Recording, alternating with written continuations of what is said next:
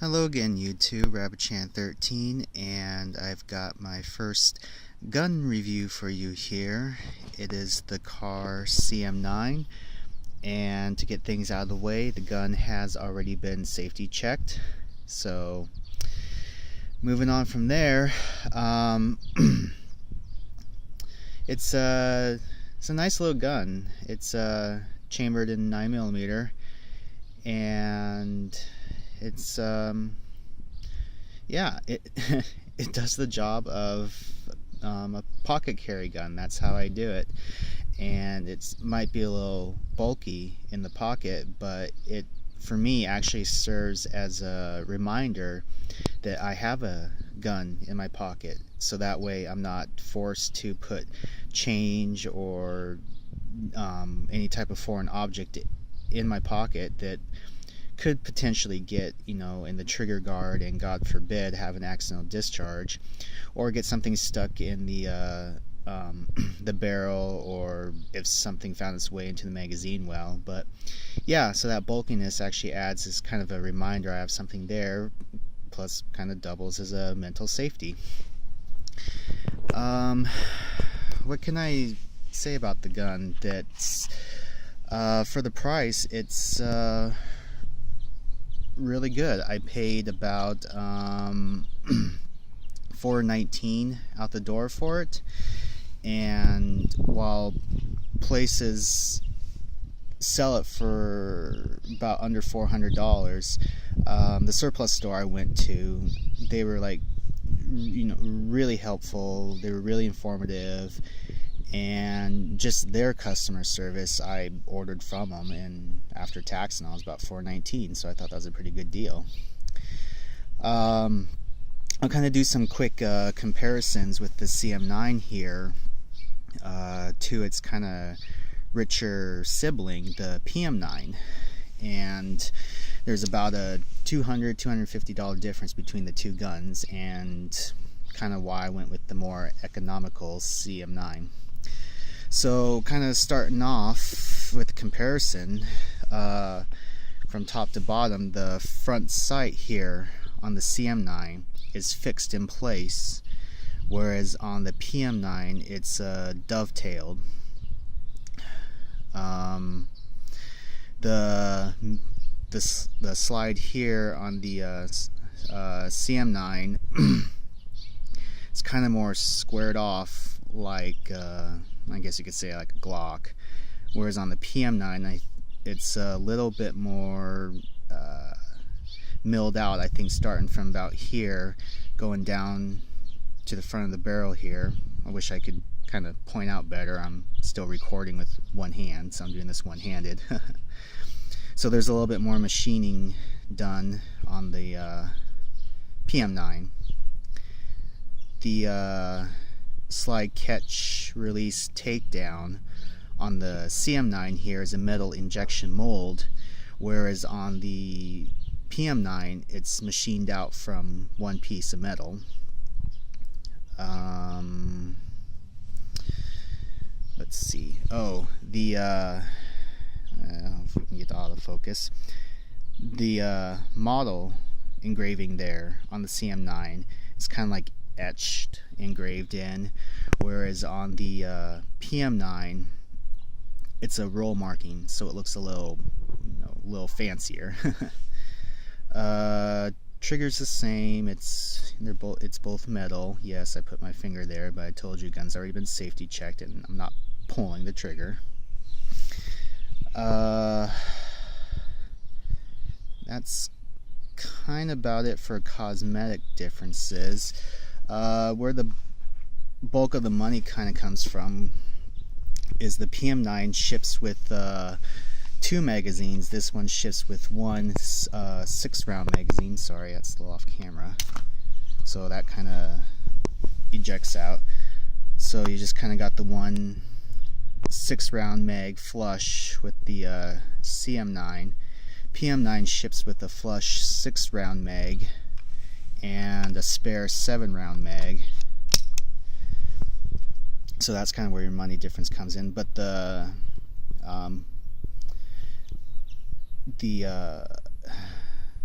one I think makes a big difference is the rifling.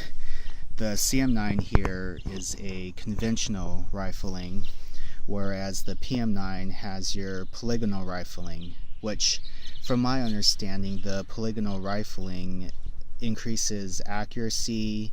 I believe it's supposed to extend the life, the service of the barrel, and I believe it's also to create a tighter seal around the round, so basically it's going to translate to higher muzzle velocity. And that's pretty much where your $200-$250 difference is coming in. And why did I go with the CM9? Well, from my understanding, and I'm not a gun aficionado, so I have to attribute this to just research and kind of hearsay and stuff, that the polygonal rifling is better suited for like your full-size handguns or your rifles, really, where you're going to be shooting down range, whereas these guns here, like your little pocket guns, or your really micro or subcompact, they're designed for like close quarters, like 0 feet, somebody in your face, to maybe like 10 yards max, that you'd really want to try to aim at the bad guy. I could probably have worded that better, sorry. But yeah, the polygonal rifling, from my understanding, it's better suited for if you're really going to shoot further out than what these guns are designed for. And with practice, your conventional rifling in this gun, for God forbid if I ever needed to draw and use it, I don't think the bad guy is going to really care if I have a certain type of rifling done, if I practice and get shot placement. For extending the life of the barrel, I tell you with how little I'm going to shoot the gun, just with range time every few months to make sure everything functions properly, this barrel is going to outlive me. So I'm not worried about the service life of the barrel from continual firing. And as far as like a greater seal around the round, yeah, more muzzle velocity is going to equal more like firepower and oomph, or your knockdown power, as people I guess say. With ballistics technology nowadays, the right type of self-defense round is going to do its job, and I believe this is going to have sufficient enough muzzle velocity to get the job done, hopefully. So that's kind of why I didn't spend the extra $200-$250 for the PM9, because I took the extra money and bought ammunition, range time, holster, which right here is a kind of your Black Hawk in the pocket holster, and nice dinner out with my girl. So that's where the extra $250 went. So if you have the money, you still want the PM9, you're going to get a great gun. You want to go economical, get the CM9, it's still going to be a great gun.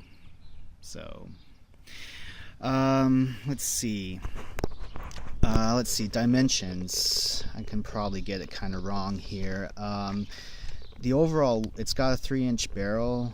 The overall length, I believe, is about 5.42 inches, so maybe 5.5 inches. The width is supposed to be just under an inch, and the height is about 4 inches. So yes, it's going to be on the bigger side for a pocket pistol. And as you can see, my cat decides to make another cameo. So it's a compact little gun, honestly. And again, it's bigger size for what you would call a pocket pistol, say compared to Smith & Wesson Bodyguard or Ruger LCP, or maybe even the Diamondback DB9 that are a little bit smaller, or kind of your micro guns. But it does the job. It does the job, and I like it.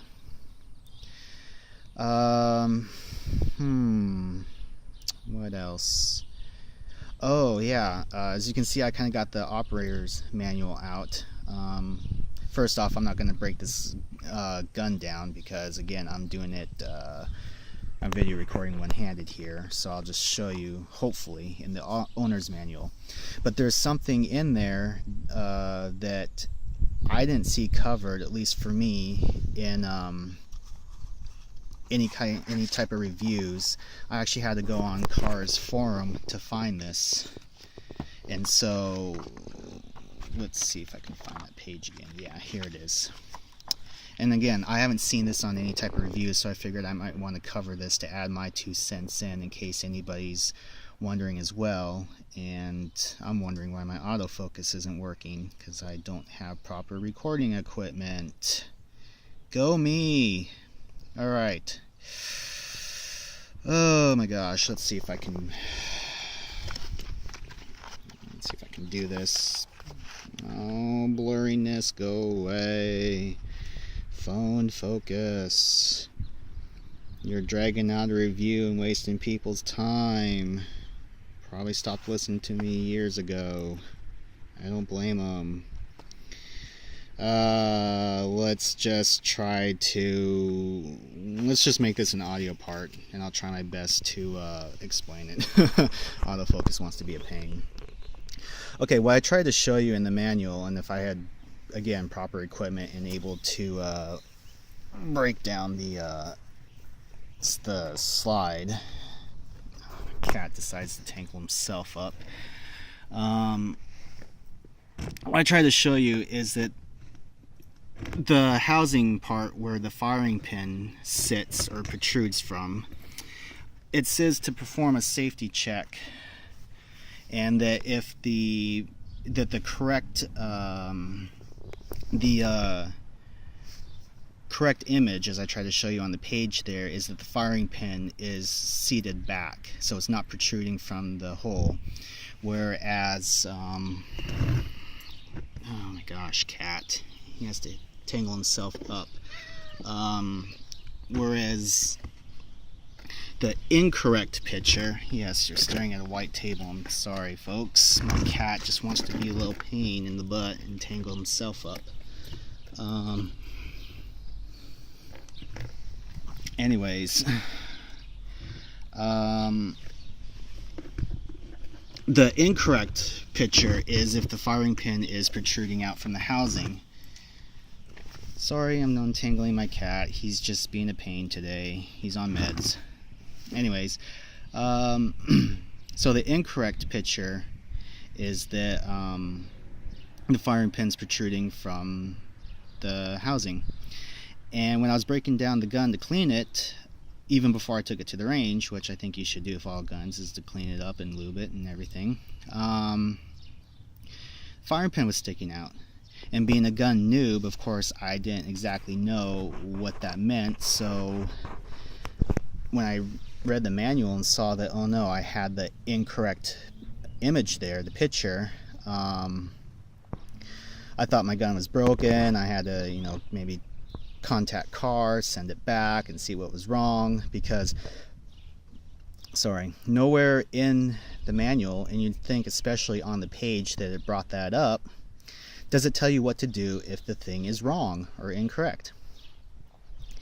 So I figured the almighty Google would have an answer, and I found the forum, and somebody had described the same problem. So a third reviewer or responder had said what they did is they had contacted Kahr, and they said that was the design of the gun. It was a free floating firing pin, and I can't remember the specifics. I'll try to find the link and try to put it down in the description, but I think the gist of it was that the design of the gun, because it's free floating, it's not a malfunction. That the firing pin will sorry, my cat tried to jump on the table.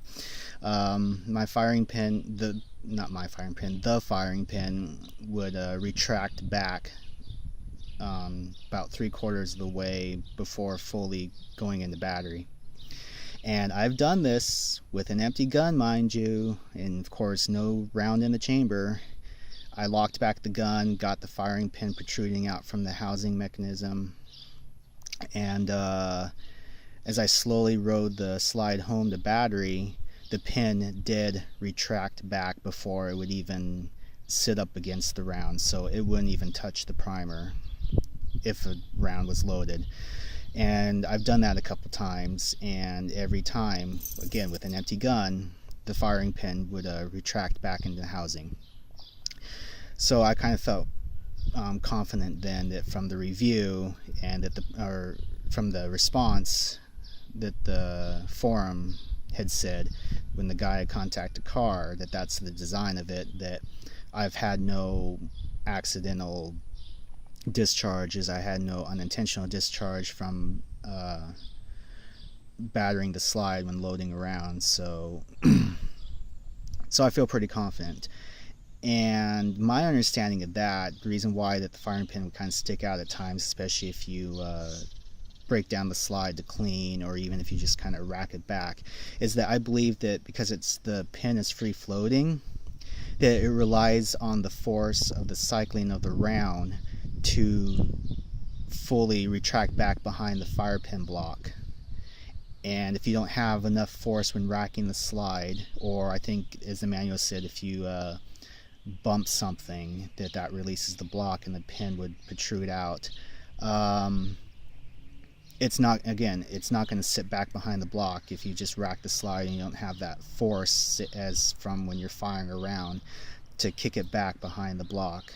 That's my understanding with the term free floating. So I could be wrong, but that's just my interpretation. But as long as the pin retracts back before it rests up, before the housing sits up against the round, then I should be fine. But as anybody would tell you, when you go to load a round, make sure you have it pointed in a safe direction. So, and like I said, that's what I did. And as I rode the slide home, the firing pin each time retracted back into the housing. So I kind of rambled on about that. I apologize, but I kind of wanted to cover that just as something that I don't remember seeing on any video reviews or any written reviews, because yes, I'm one of the people that would read the manual, especially on the gun. So when I came across that and I experienced that, I was like, oh no, what do I do? But as long as the gun goes bang when I want it to, and it's held up from what little time I've put in with it, of course past the 200 break-in round, I haven't had any problems with it. I mean, I will say I had one failed to eject, but I think that was my end because I was trying to fire one-handed, and I believe it would be due to limp wrist. So that probably was my fault, because I planned to do another review on my Walther P99, and I had the same problem on that gun where I had a fail to eject, but I'm pretty sure that was due to limp wrist because, again, both times I was firing one-handed. So, but other than that, I've had no problems. Gun's great, and I recommend getting it. I recommend getting a CM9 if you're kind of looking for a budget, or if you want its richer sibling, the PM9, because of the specs that I mentioned earlier. You're going to get a great gun either way. So I think that's about it. Just kind of a quick dirty review, and hopefully you guys stuck with me this long. Hopefully I was informative. If not, I apologize. Sorry if you guys were staring at a white table there where I untangled my cat, but now he decides to settle down. So Yeah, he's a little butt. Anyways, if I forgot anything major, I might bring it up in a part 2, but there's plenty of other reviews out there that will go more in detail than I have, and that will definitely break down the slide and show you how to clean it. And I will try to link that forum where I found the issue with the firing pin, which really isn't an issue, so that shouldn't be a deterrent to not get the gun. So I thank you again. This is RabbitChan13, and hopefully I'll see you guys in my next review.